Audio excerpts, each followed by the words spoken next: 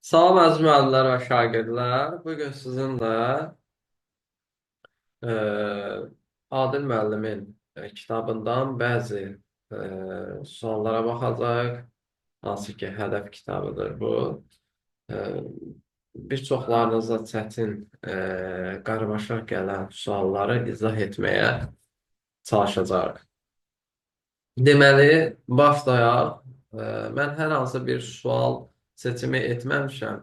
E, Belə deyək, test bankını vərəqləyəcəyik və qarşımıza çıxan, yəni gözümə daha sambalı şəkildə görünən suallarını, izahını sizə verməyə çalışacağam.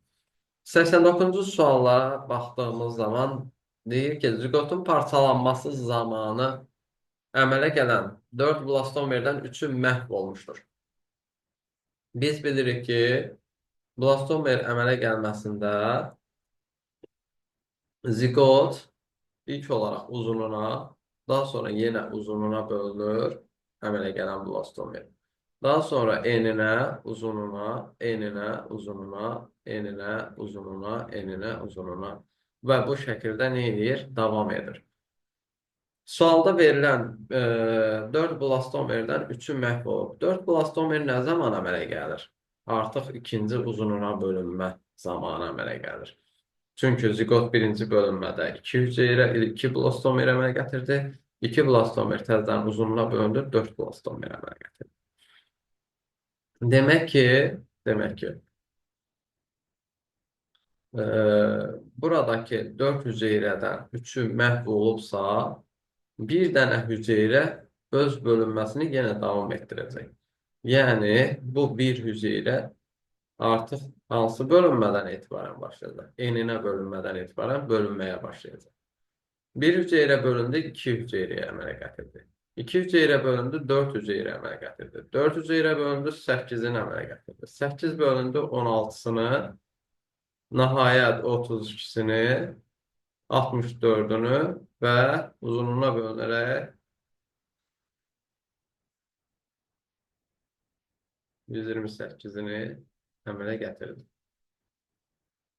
Deməli, bir hüceyrə eninə bölündü, uzunluğuna bölündü, eninə bölündü, uzunluğuna bölündü, təzədən eninə bölündü, təzədən uzunluğuna bölündü, təzədən eninə bölündü, təzədən artıq uzunluğuna bölünməyə ehtiyac qalmayacaq. Çünki eninə bölünərkən 64 hüceyrə 128, 64 blastomer 128 blastomeri əmələ gətirmiş olacaq. Bu zaman neçə uzunluğa və neçə eninə bölünmə baş verir? Baxaq, bir dənə eninə bölünmə, 2 dənə eninə bölünmə, 3 dənə eninə bölünmə və 4 dənə eninə bölünmə. Deməli, eninə bölünmələrdən 4 dənə eninə bölünmə bir A-da var, bir də C-də var. Yəni, bu B, D, Y getdi. Və uzunluğa bölünmələr sayaq. Uzunluğa bölünmə, deməli, 1 uzunluğuna bölünmə, 2 uzunluğuna bölünmə, 3 uzunluğuna bölünmə. Artıq 4-cü uzunluğuna bölünmə baş verməyəcək. Çünki 64 blastomer zaten eninə bölünərək 128-i tamamlayır. Burada da zaten 128-i çatır deyir. Demək ki, 3 dənə uzunluğuna bölünməmiz, 4 dənə eninə bölünməmiz cavab olacaq C variantı. Daha sonra baxacaq nəyə? 90-cı suala. 90-cı sualda nə deyir? 90-cı sualda bizə deyir ki, timsahın yumurtalığının üzr istəyirəm. Timsahın yumurtalığının yetişmə zonasında cinsiyyət xromosomu qametdə olduğu kimi olmayan, tamam. Biz yenə yazacağıq burada. Yazacağıq burada.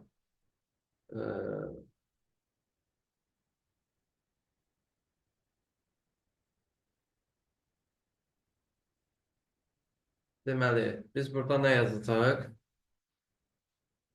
Biz burada, mən bu zaman istifadə etdiyim asan bir üsul nədir?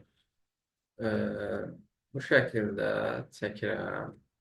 Çünki bir hüceyrədən bir qamet 3 dənə də yönəlici cisim əmələ gəlir. Məsəl üçün, qametə mən x demişəmsə, ondan sonraki yönəldicisi simcikdə x olacaq, yanaşı duram. Daha sonrakılar isə y olacaq yönəldicisi simciklər. Daha sonra eyni şəkildə bunu yenə qeyd etsəm, bu səfər qametə y desəm, ondan sonraki yönəldicisi simcikdə y olacaq. Digər yönəldicisi simciklər nə olacaq? X olacaq. İndi deyir ki, qametdəki kimi olmayan xromosom, cinsi xromosoma sahib olan yönədici simciklərin sayı qametdəki kimi olan yönədici simciklərin sayından 30 ədəd çoxdur. 30 ədəd çoxdursa, qametdəki kimi olmayan burada bunlar olacaq 2y, burada da nə? 2x. Deməli, mən yaza bilərəm ki, 2x üstünə gəl 2y bərabərdir. Burada qametdəki kimi olan, yəni x plus bu y, x plus y bərabərdir. Daha doğrusu, üzərinə gəl, bir də nə? 30. Çünki qametdəki kimi olmayan, yəni cinsi xromosomun qametdəki kimi olmayan yönədici simciklərin say cəmi qametdəki kimi cinsi xromosoma sahib olan yönədici simciklərin say cəmindən 30 vahid çox idi. Bu şəkildə bərabərliyi təmin etdim. Daha sonra buradan məlum olur ki, elə x plus y-in özü nə imiş? 30 imiş. Deməli, mən buradakı qametə x demişdim. Buradakı qametə də nə demişdim? Y. Deməli, ümumi mənim qamət sayım nədir? 30. Əgər 30 qametim varsa, deməli, başlanğıcda mənim 30 ilkin cinsi hüceyrəm olur. Ki, 30 qamet 90 dənədən nə əmələ gətirir? Yönədici simcik əmələ gətirir. İndi bu 30 ilkin cinsi hüceyrə meyoz prosesində yəni meyozun birinci bölünmələrini keçirdikdən sonra hər bir hüceyrə müvafiq olaraq 2 hüceyrəyə başlanğıc verəcək. Və nəticə olaraq 60 hüceyrədə vətər itmiş olacaq. Meyoz 1-də. Daha sonra bu 60 hüceyrə təzədəndən meyoz 2 prosesini keçirdərək yenidən 2 dəfə artmış olacaq. Yəni 120 hüceyrə əmələ gələcək və 120 hüceyrədə vətər itmiş olacaq. Deməli, meyoz 1-də 60, meyoz 2-də nə? 120. Cəmi nə qədər hüceyrədə vətər itmiş olacaq? Olacaq 180 hüceyrədə. Ümid edirəm, aydın oldu, açıqlayıcı oldu. Daha sonra baxaq nəyə? 91-ci suala baxacaq. Bir dənə bunu silim ki, yer olsun yazmağa.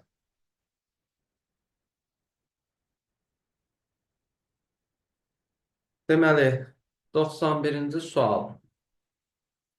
Dişi heteroqametliyə malik olan çiçəkli bitkinin rüşeym kisələrində 240Y cinsiyyət xromosomuna rast gəlinir. 240Y cinsiyyət xromosomuna rast gəlinir, tamam, rüşeym kisəsində.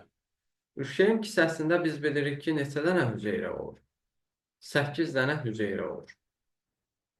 Normalda bir rüşeym kisəsində 8 dənə Y cinsiyyət xromosomuna sahib olan hüceyrə varsa, 240Y cinsiyyət xromosomlu hüceyrə deməli 240-ı böləcək 8-ə 30 dənə nəyimiz var deməli bizim? Rüşeym kisəsi. Rüşeym kisəsi. 30 dənə rüşeym kisəsim varsa, demək ki, hər bir rüşeym kisəsində mən həm endosperm görəcəm, həm də zigot görəcəm. Burada deyir, endospermlərdə olan Y cinsiyyət xromosomlarını. Endosperm bilirəm ki, bu həmin o 8 hüceyrənin, yəni Y cinsiyyət xromosomlu 8 hüceyrənin ikisinin birləşməsi nəticəsində mərkəzi hüceyrənin də spermlə birləşməsi nəticəsində endosperm əmələ gəlir. Demək ki, endosperm nə olacaq? 2 dənə Y cinsi xromosomu daşıyan hüceyrədən, bir dənə də erkək fərddən, yəni X cinsi xromosomu daşıyan hüceyrədən ibarətdir. 30 dənə rüşeym kisəm varsa, 30 dənə endosperm var. Deməli, burada 30 endosperm varsa, birində 2 dənə Y xromosomu var idisə, 30 dənəsində nə olacaq? 60 dənə Y xromosomu olacaq. Və daha sonra baxacam nəyə? Deyir, ziqotda olan X cinsiyyət xromosomları sayı. Ziqot bilirəm ki, bir sperm hüceyrəsinin bir də yumurta hüceyrəsinin birləşməsindən əmələ gəlir. Və sperm hüceyrəsi X, yumurta hüceyrəsi Y xromosomuna sahib olan hüceyrə olacaq burada. Demək ki, 30 rüşeyin kütləsi varsa, 30 dənə yumurta hüceyrəm olacaq və 30 yumurta hüceyrəsini mayalamaq üçün 30 dənə sperm lazım olacaq. Və bunun hər biri X daşıyadığına görə 30 dənə X xromosomu daşıyan hüceyrəm olacaq. Və bu endospermdəki Y xromosomlu hüceyrələrin ziqotda olan X cinsiyyət xromosomlarının sayından nə qədər çox olduğunu soruşduğuna görə 60-dan çıxacam həmin bu 30-u. Cavab olacaq nə? 30. Yəni Y variantı. Bu da belə. Daha sonra baxacaq nəyə? Düzünü desəm nəyə baxacağımızı hələ heç mən özüm də bilmirəm. İndi vərəqləyək də baxaq görək. Maraqlı nə varsa izah edək.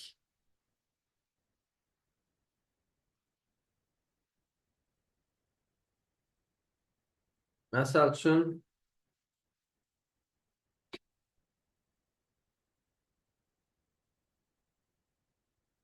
bunlar da zaten eynidir. 97-ci sual məsəl üçün biraz düşündürücü. Çox da düşündürücü deyil, sadəcə belə deyək. Maraqlıdır. Deməli, timsahın yumurtalığının deyir, yetişmə zonasında müxtəlif fazalarda. Xromosom, xromatid DNT moleküllərinin sayları cəmi 6 dəfə 10N olur. 6 dəfə 10N olmağı, 10N olmağı o deməkdir ki,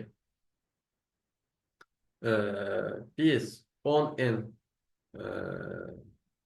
belə deyək, miqdarını bir meyozda 3 dəfə görürük. 2N, 4C, 4D bu şəkildə. Bunları cəmləsək nə deyəcək? 10. Bu, profazada, metafazada, anafazada eyni şəkildə olur. Bu 3 mərhələdə meyoz 1-in profaza, metafaza, anafaza mərhələsində eyni şəkildə olur. Və əgər deyir 6 dəfə olub, 10N olubsa, buna əsasən nələri söyləmək olar? Tamam. Deməli, 2 dəfə meyoz prosesi başdan sona baş verib. Həm meyoz 1, meyoz 2, yəni 2 dəfə baş verib. Ki, 2 dəfə meyoz 1 mərhələlərini görmüşük və hər ikisində də profaza, metafaza, anafaza 3-3, yəni 10N dəstini görmüş oluq biz. Birinci variantda deyir, 2 dəfə gen sahəsinin mübadiləsi baş verib, deyir. Bəli, gen sahəsinin mübadiləsi 2 dəfə baş verəcək. Çünki 2 dəfə meyoz baş veribsə, bu prosesdə 2 dəfə gedə bilər. 3 yönəlci cinsiyyət xromosomları qametdə olduğu kimi olmuşdur. Xeyr, bu yanlışdır. 6 dəfə qütblərə tək xromatidli xromosomlar çəkilmişdir. Xeyr, bu da yanlış olacaq. 2 dəfə meyoz gedibsə necə 6 dəfə tək xromosomlar çəkilmiş olur. 4 dəfə sentromer sayı artmışdır. Xeyr, bir meyoz prosesində sentromer sayı 2 dəfə artacaq. 2 dəfə meyoz prosesi gedib dediyimizə görə 4 dəfə artmış olur. Hə, bu doğrudur. 4-cü variant da doğru olduğuna görə 1, 4 cavab olacaq Y variantı. Bu da belə. Daha sonra baxaq nəyə? Daha sonra baxaq nəyə?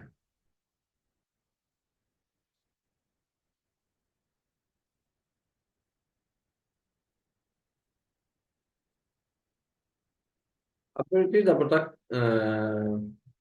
qrafiklər.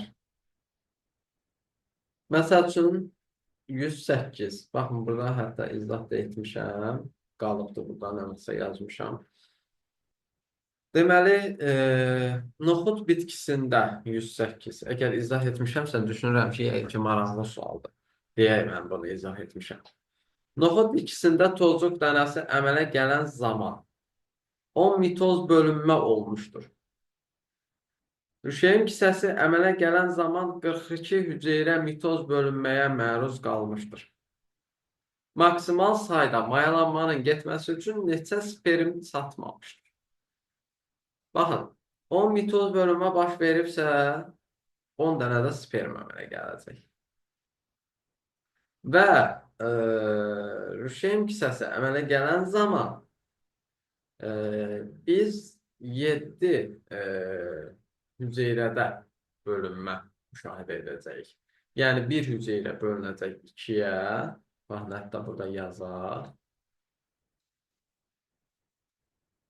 Bir hüceyrə bölünəcək 2, 4, bu da olacaq 8. Deməli, bir hüceyrədə bölünmə getdi, burada 2 hüceyrədə bölünmə getdi, burada da 4 hüceyrədə bölünmə getdi. Və cəm olaraq nədir? 7 hüceyrə. 7 hüceyrədə bölünmə getdi və nəhayət 8 hüceyrədə təşkil olunmuş həmin bu rüşeyin kisəsi formalaşdı. Deməli, 7 hüceyrədə bölünmə gedibsə, 42 böl 7 eləyəcək 6. Deməli, mənim 6 dənə rüşeyin kisəm var. 6 rüşeyin kisəsim varsa, mənim avtomatik 6 dənə yumurta hüceyrəm olacaq, 6 dənə mərkəzi hüceyrəm olacaq. Və bunların hər birini mayalandırmaq üçün sperm lazımdır bizə. Deməli, 6 rüşeyin kisəsinə biz bilirik ki, bir rüşeyin kisəsinə 2 spermdir, 6 rüşeyin kisəsinə 12 dənə sperm lazımdır. Burada isə 10 mitoz gedib və 10 dənə sperm əmələ gəlir. Deməli, çatmayan neçə spermimiz olacaq? 2 dənə spermimiz olacaqdır. Bu da belə. Daha sonra baxaq. 109. Kələm bitkisində rüşeyin kisəsi əmələ gələn zaman 8 meyoz. 8 meyoz prosesin getməsi, yəni 8 rüşeyin kisəsinin əmələ gəlməsi anlamına gəlir. Təxmin. Sonra isə deyir, alınmış bütün hüceyrələr mitoz bölünməyə məruz qalmışdır və maksimal sayda mayalanmanın getməsi üçün neçə spermə ehtiyac vardır? Deməli, 8 meyoz gedir, 8 dənə rüşeyin kisəsi demək ki, əmələ gəlir və burada alınmış bütün hüceyrələr mitoz bölünməyə məruz qalır. Əgər 8 meyoz prosesi gedirsə, hərəsində 4 dənə, deməli, hərəsində 4 dənə, 8 vur 4, 32 dənə və heç buna ehtiyac yoxdur. Əgər 8 rüşeyin kisəsi varsa, 8 rüşeyin kisəsinə mən neçə dənə sperm lazım olacaq? Elə 16 dənə lazım olacaq doğrusudur. Yəni, bunu çox da heç uzatmaya ehtiyac yoxdur. Belə.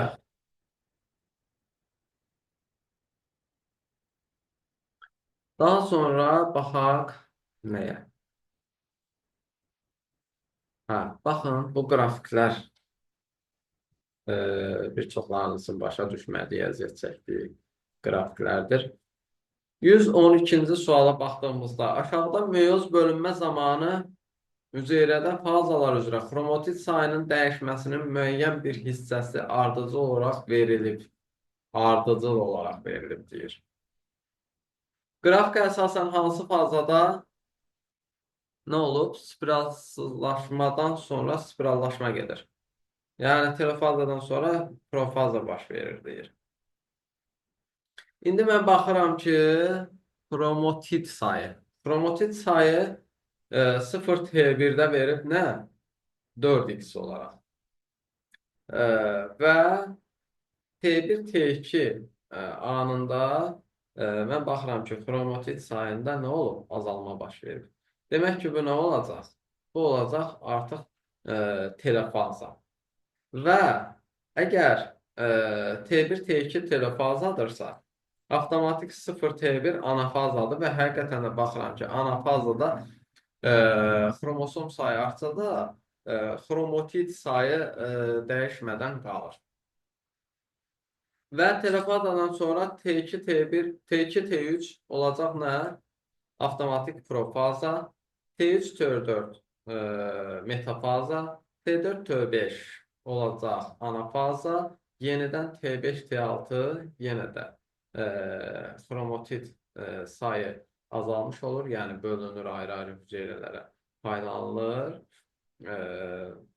və T5, T6'mız telefaza olduğundan bizə nə deyir? Spiralsızlaşmadan, yəni bu spirallaşma prosesi ki çözülür, xromosom nəzikləşir, itir. Ondan sonra bu spirallaşma prosesi ki baş verir, bu hissəni soruşur bizdən. Bu da olacaq T2, T3 hissəmiz. Çünki T1, T2'ye biz telofaza deyiriksə və proseslər ardıcıl olaraq verilirsə, avtomatik T2, T3 mərhələsi nə olacaq? Profaza olacaq. Cavab olacaq D variantı. Daha sonra baxaq 113. 113'ə baxaq. Bu nədir abi? Kimin barmağı? Hə. Tamam, 113'ə baxaq. Aşağıda meyoz bölünmə zamanı hüceyrədə fazalar üzrə xromatid sayının dəyişməsinin müəyyən bir hissəsi ardıcıl olaraq verilmişdir. Müəyyən bir hissəsini götürüb ardıcıl olaraq veribdir. Yəni bu demir profazadan başlayır və yaxud da anafazadan və yaxud da telefazadan, metafazadan. Yəni müəyyən bir yerdən götürüb başlayıb ardıcıl olaraq verməyə. Və deyir aşağıda meyoz bölünmə verilibdir. Qrafik əsasən uyğunluğu tap deyir. Tamam. Yenə də eyni şeydir. Xromatid sayı, baxın, 0 T1-dən nədir? Dəyişməyib. Amma T1, T2-dən neyinib? Azalıb. Deməli, 0 T1-dən T1, T2-yə keçərkən xromatid sayı azalıbsa, mən avtomatik deyirəm ki, 0 T1 anafazadır. T1, T2 telofazadır. Daha sonra T2, T3 yenə profaza, T3, T4 metafaza, T4, T5 anafaza, T5, T6 yenə də telofaza olmuş olacaq və buna uyğun